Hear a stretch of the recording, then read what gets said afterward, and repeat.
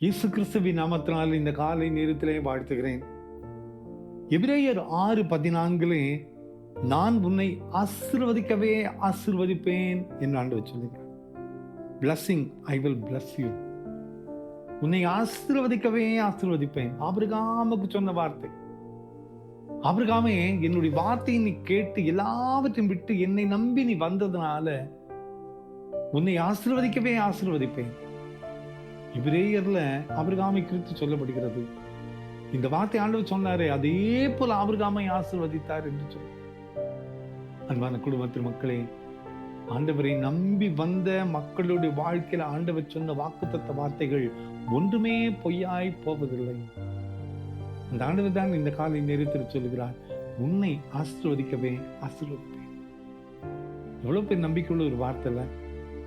எல்லாவற்றையும் விட்டு ஆண்டவரை நம்பி வந்த ஒருவரையும் ஆண்டவர் வெட்கப்பட்டு போக விட்டதில்லை. எத்தனையோ சம்பவங்களை சொல்லல, எத்தனையோ மக்களை நம்ம சொல்லல.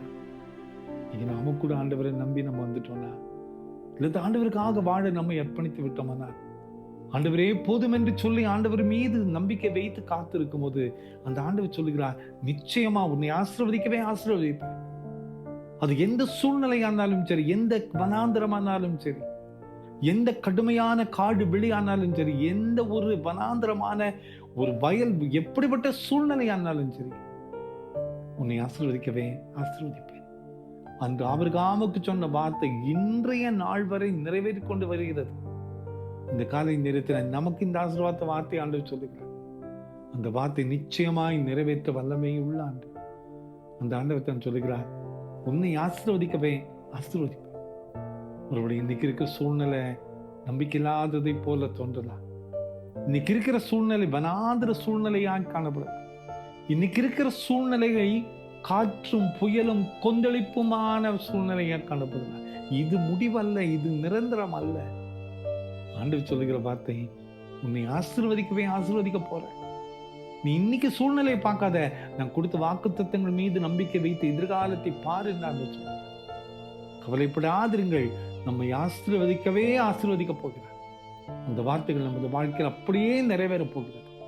இந்த நம்பிக்கையோடு இந்த புதிய நாளை ஆரம்பிப்போமா? கிருபை நிறைந்த எங்கள் நல்ல ஆண்டவரே, நீர் கொடுத்த இந்த வாக்குத்தத்த வார்த்தைகள் ஜீவனுள்ளது என்று அறிகிறோம்ப்பா.